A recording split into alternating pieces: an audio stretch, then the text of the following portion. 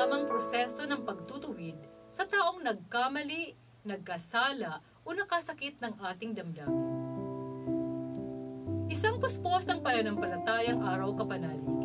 Nasa ika-23 linggo na tayo sa karaniwang panahon ng ating liturhiya. Pasalamatan natin ang Diyos sa di mabilang na mga biyaya at pagkapalang patuloy niyang ipinagkakalob sa atin hanggang sa sandaling ito.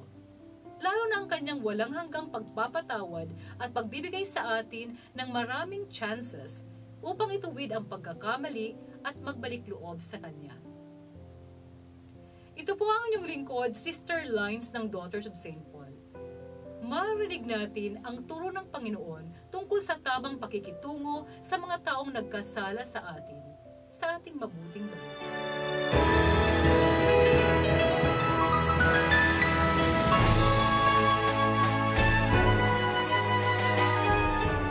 Sinabi ni Jesus sa kanyang mga alagad, "Kung nagkasala sa iyo ang iyong kapatid, puntahan mo siya at kausapin ng sarilinan.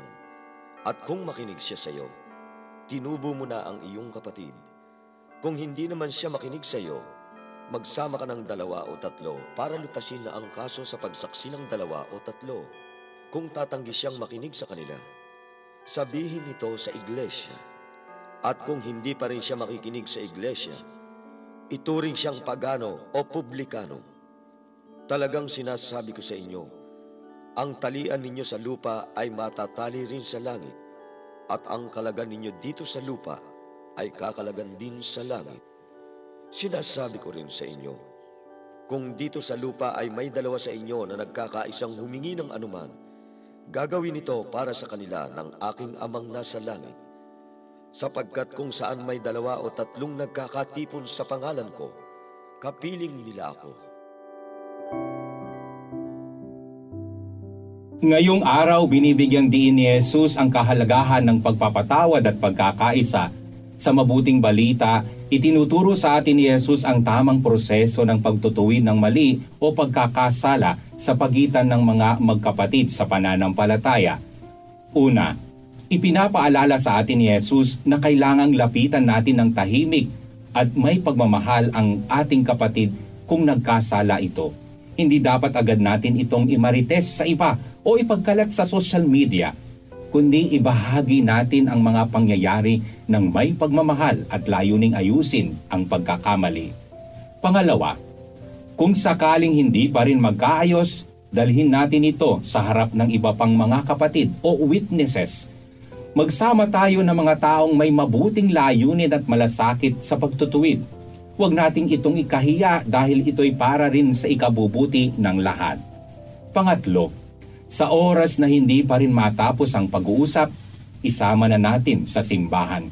Hayaan nating maging bahagi ng proseso ang ating komunidad upang maging patas at wasto ang paglutas sa anumang pagkakamali. Magkagayon mga kapanalig, binibigyang pansin natin ang napakagandang pangako ni Jesus. Kung 2 sa inyong magkakasundo dito sa lupa, hinggil sa alinmang bagay na hihingin, ito'y ibibigay sa kanila ng aking amang nasa langit. Muli, ipinapaalala sa atin ni Jesus na ang pagkakaisa at pagtutulungan ay nagdadala ng kapangyarihan at pagpapala mula sa Diyos. Mga kapanalig, alalahanin natin ang mensahe ng mabuting balita ngayon. Magpatawad, maging tapat at magkaisa. Sa ganitong paraan, mapapanatili natin ang pagiging maligaya at payapa sa ating mga puso at isipan. Dahil binubuklod tayo ng pag-ibig at biyaya mula sa ating Panginoon. Mga kapanalig, support Pauline's online ministry. Subscribe, like, and follow us on Facebook, YouTube, Instagram, Twitter, TikTok, Spotify, Google, and Apple Podcast. Maraming salamat po. At sa lahat na nagme-message sa amin na humihingi ng panalangin para sa iba't ibang intensyon.